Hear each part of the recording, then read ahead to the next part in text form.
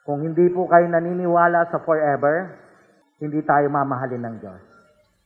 The first one that shows His love for us. And that love, whatever we do, is that God loves us in spite of our shortcomings. And why? Sapagkat may forever. Look at the stars. Actually naman si Joshua is an ideal husband talaga. Hindi siya showy, hindi siya clingy, pero very, very responsible. This tired world into the future. Kaya yung sakya yung topa ko, and then ako rin siguro sa kanya. Maalaga. Siyempre, mother siya ng baby ko. Nakita ko naman paano niya alagaan. It doesn't make sense, so why should we stay? If you are with me, I don't need any reason. Actually, nagkahiwalay na kami after 4 years of puppy love. So, we saw each other after 9 years. So, yeah. So, ito na yun. Once in a lifetime.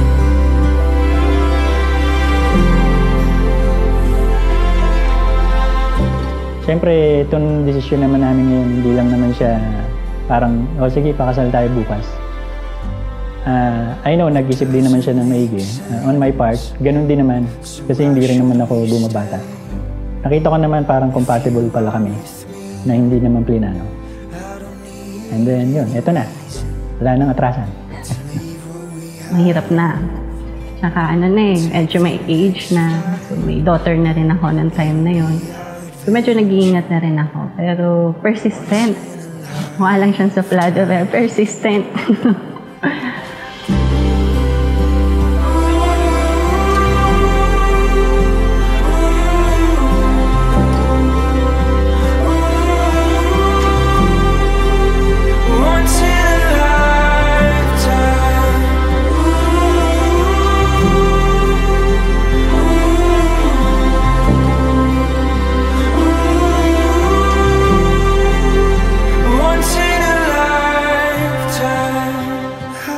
A house can be a house, but a home can only be a home because of us. Napakahalaga na ang pamilya ay makita bilang tahanan. Higit sa lahat, ito ay tinatawag ng simbahan the domestic church, meaning it is the church in the home.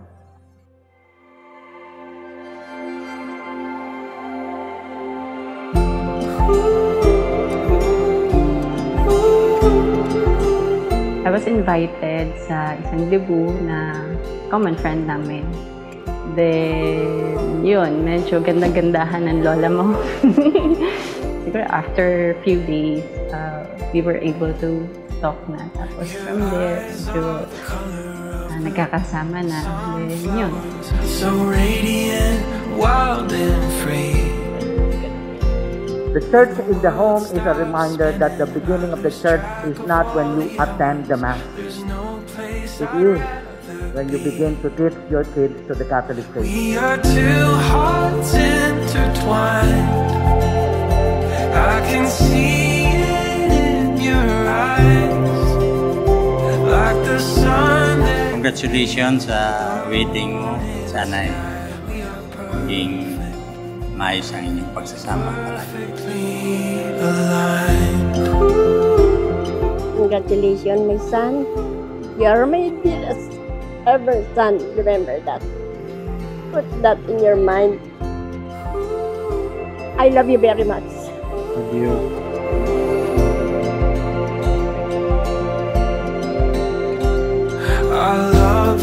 Sana mas maging okay. Sana mas maging masaya. Although alam natin mayroong mga trials sometimes, pero kaya natin yon. Basta lagi lang tayong nag-uusap, lagi lang tayong handang makinig. Hindi man nagadagad, pero handa tayong makinig. We are two hearts intertwined. I can see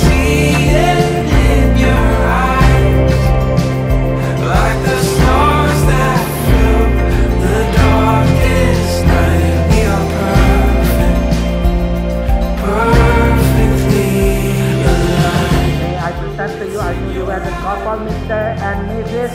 George and Kat ng Acuña. Palakpakan po natin ang bagong kasal.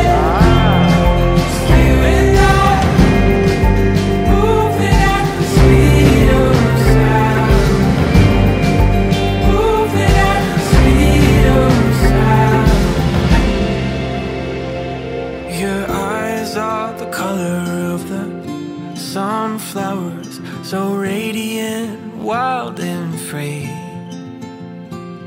And the world stops spinning, I lose track of all the hours.